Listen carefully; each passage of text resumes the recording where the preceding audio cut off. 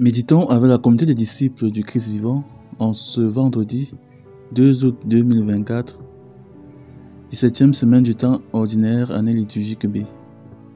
Évangile de Jésus-Christ selon saint Matthieu au chapitre 13, versets 54 à 58.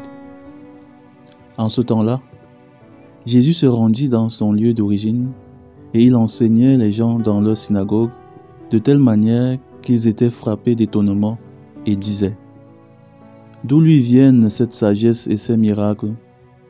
N'est-il pas le fils du charpentier? Sa mère ne s'appelle-t-elle pas Marie?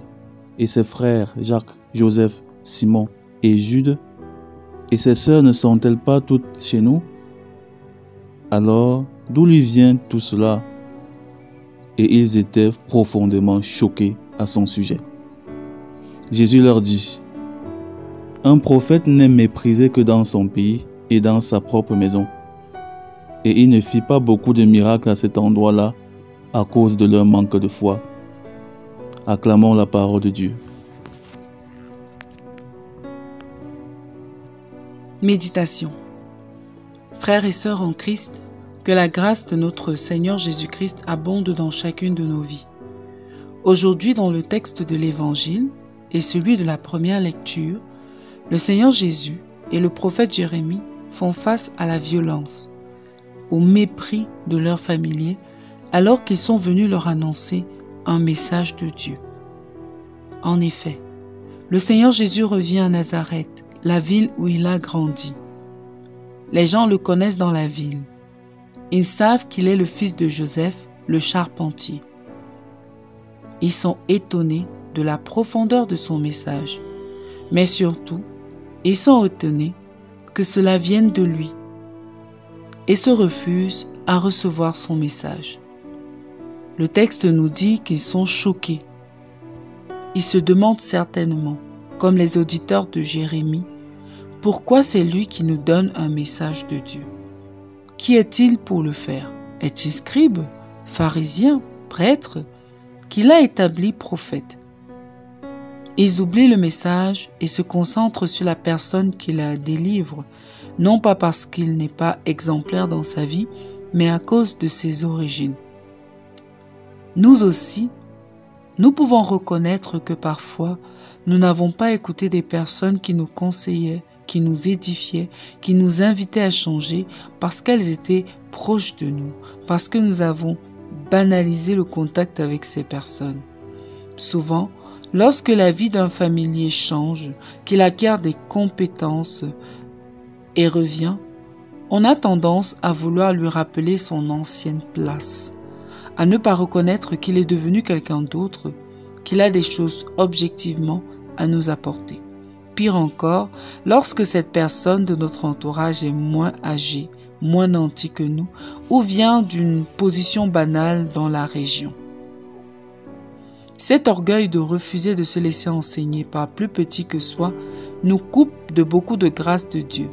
Cette jalousie qui nous pousse à rejeter l'autre, à vouloir le dénigrer et l'humilier parce qu'il a eu le malheur d'évoluer dans sa vie, de devenir quelqu'un de meilleur, nous coupe de beaucoup de grâce et nous empêche aussi d'évoluer. Car Dieu passe souvent par des gens que nous connaissons pour nous parler, pour nous bénir. Dieu passe souvent et très souvent par des personnes plus petites, plus faibles. Mais parce que nous les méprisons, nous passons souvent à côté de la grâce. Des phrases comme « Que peut-il me donner ? Que peut-il bien dire de bon ? Qui est-il pour me parler ?» Ce genre de raisonnement est un véritable frein à la grâce de Dieu.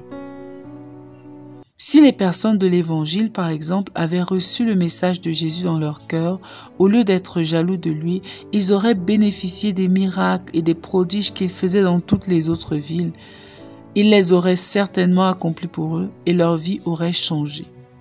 Ne méprisons donc pas un petit frère ou une petite sœur, une personne en général, parce que nous l'avons vu en couche-culotte. Les gens grandissent et changent et Dieu bénit tous en abondance. Si dans les familles, les personnes pouvaient aller au-delà des images fixes, des préjugés déjà établis sur les uns et les autres, combien ces familles seraient enrichies et bénies. Mais généralement, on passe le temps à se combattre, à se dénigrer, à vouloir montrer qui est le plus fort, qui a le droit, qui n'a pas le droit de parler ou d'agir. Peut-être sommes-nous une de ces personnes qui sont méprisées, rejetées, comme le Seigneur Jésus et le prophète Jérémie par leur entourage. Ne nous décourageons pas et ne laissons pas ces comportements nous abattre. Si les gens de notre maison ne nous reçoivent pas, d'autres personnes pourront en profiter, car la grâce de Dieu ne doit pas être vaine. Prions donc pour nos familiers, que le Seigneur ouvre leur cœur et le nôtre, afin que nous puissions être des bénédictions les uns pour les autres. Prions. Seigneur, donne-nous la grâce de ne pas négliger ta grâce à l'œuvre dans nos frères et sœurs. Que l'orgueil et la jalousie disparaissent de nos cœurs et que nous ayons l'humilité de nous laisser enseigner, bénir par ceux que tu as appelés autour de nous. Intercession. Pour tous les chrétiens persécutés dans leur famille, que le Seigneur leur donne la grâce de persévérer dans la foi et de continuer à être des sources de bénédiction pour les autres. Maman Marie intercède pour nous. Exercice spirituel. Annonçons l'évangile à un familier aujourd'hui. Prions que le Seigneur dispose son cœur et le nôtre lorsqu'un autre familier nous parlera. Loué soit Jésus-Christ. À jamais.